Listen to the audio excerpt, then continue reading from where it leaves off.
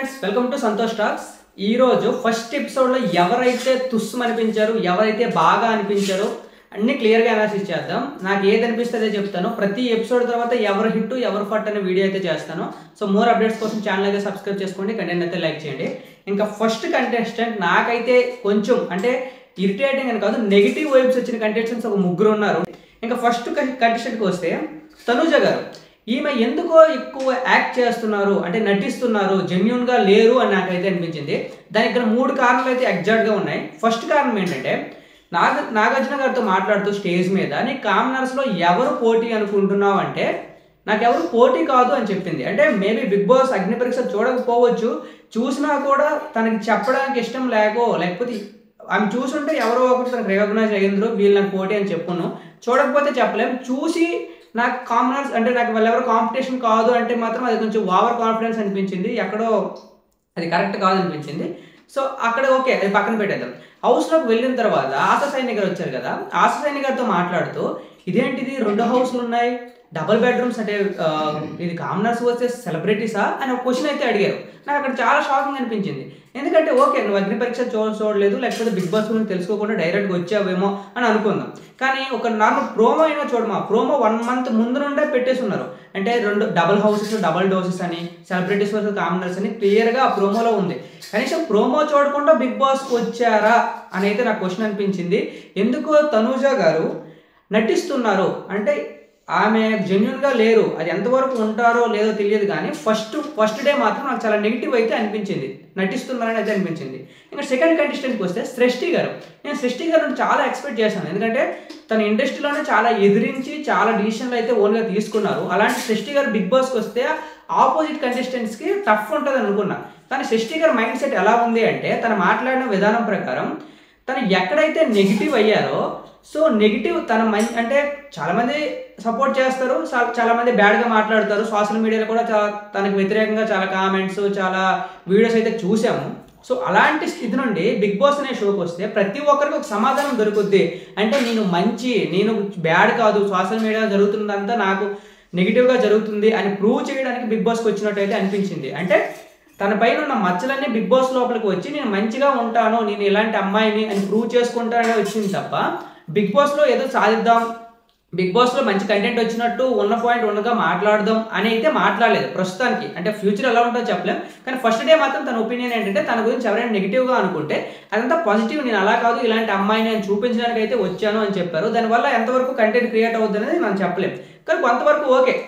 ఆమె ఒక fit dancer, choreographer కాబట్టి ఇంకా వెళ్ళచ్చు. కానీ నాకు సంజనా గారి విషయంకి వస్తే సంజనా గారు అంటే ఎందుకు బిగ్ బాస్కి వచ్చానంటే తను కూడా సేమ్, తన పైన ఏదో ఒక ఫాల్స్ కేసు నడిచింది, కోర్టులోకి వెళ్ళిన తర్వాత అది ఫాల్స్ కేసు అని తెలిసిందంట.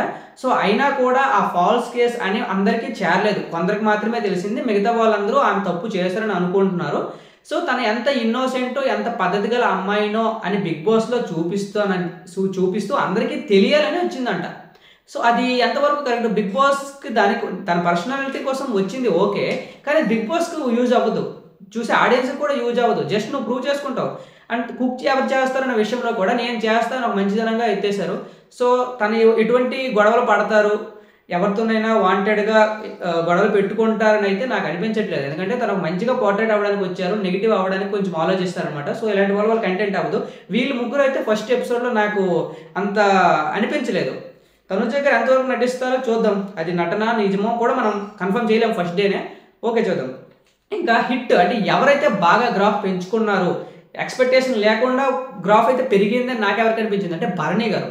నాకు భరణి గారు ఫస్ట్ అంటే తను వస్తున్నారని తెలియగానే ఎందుకు ఇలాంటి కంటెస్టెంట్స్ అనే ఒక చిన్న థాట్ వచ్చింది. అంటే మొత్తం కాదు ఎందుకు, కానీ వచ్చిన తర్వాత తనకి ఇచ్చిన ప్రోమో కూడా అంటే టఫ్, అంటే తన ఒక టఫ్ మనిషి, తన డిసిషన్ మీద తనే ఉంటారు, ఎవరి మాట వినరు, ఈవెన్ బిగ్ బాస్ని కూడా కేర్ చేయరు అని ప్రూవ్ అయితే చేసుకున్నారు.